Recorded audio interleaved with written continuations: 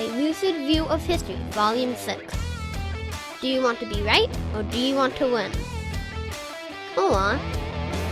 Bulls, balls, bones. Welcome back to a lucid view of history. This week, with the cutting edge and the brilliant dead, we're adding a brilliant undead. Now, you remember Sun Tzu's maxim. Our dead mentor told us to understand two entities, ourself and our enemy, really our counterpart.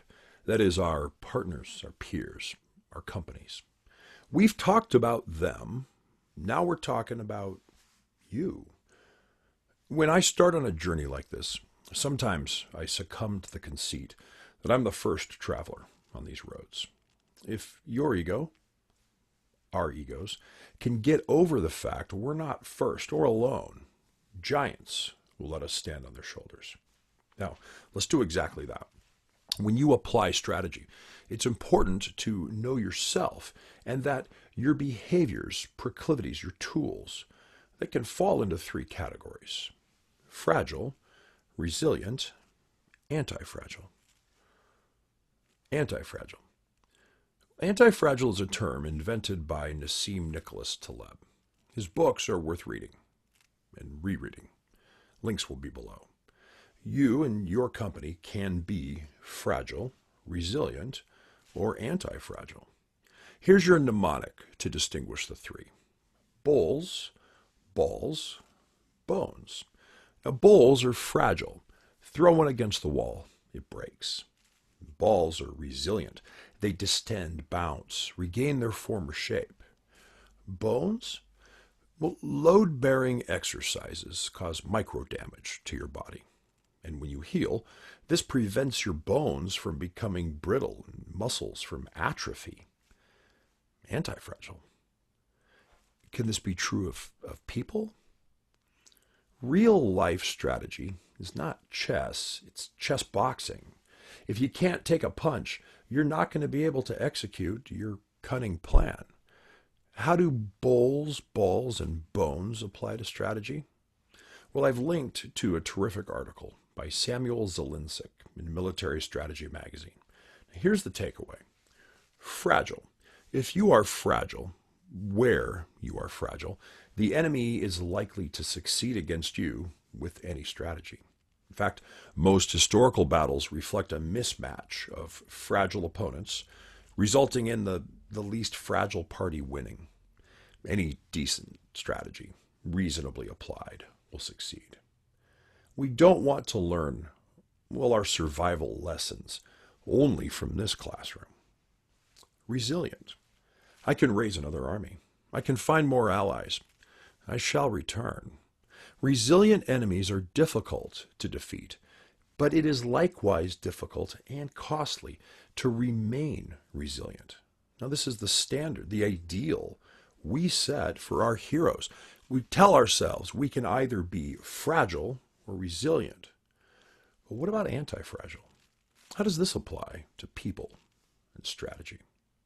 In Plutarch's Lives, you read about the Thebans. They fought the Spartans from 395 to 362 BC. It's BC, so you count backwards. It's about 33 years of war. The Thebans, they lost their first battle to the Spartans. They fought the Spartans to a standstill at the next. They routed them at the third, and then the Thebans slaughtered the Spartans in the fourth and the fifth major battles. In these battles, the Thebans grew strong through loss. In fact, the Spartan king was congratulated by one of his soldiers. Hey, nice job attacking the Thebans. We taught them how to fight. After all their heroic stories, it was the enemies of the Spartans who were anti-fragile. Now, what if you could be anti-fragile? How could you put yourself and your goals in a position where attrition, pressure, threats, they make you stronger, more capable, more confident? Not your self-regard, but your tangible qualities.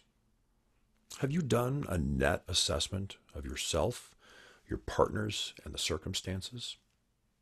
How well do you adapt to change? How fixated are you on temporal goals?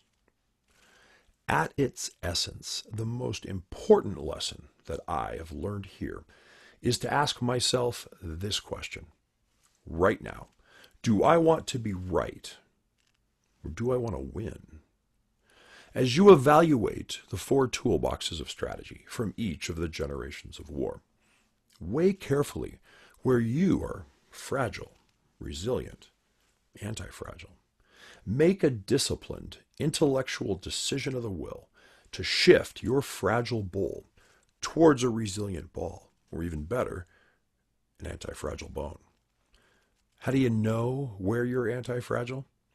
It's when the chaos, the extremities of pressure, the defeats, well, they aren't killing you. They're actually making you stronger. Hey, that should be a saying. Got to work on the mustache, though. Thank you for joining me for a lucid view of history. I hope that you're encouraged on your journey to become magnificent strategists. Would you click to subscribe and hit the notification bell to be alerted when our next episode launches? Keep sending your comments. I look forward to Friday when your comments take center stage.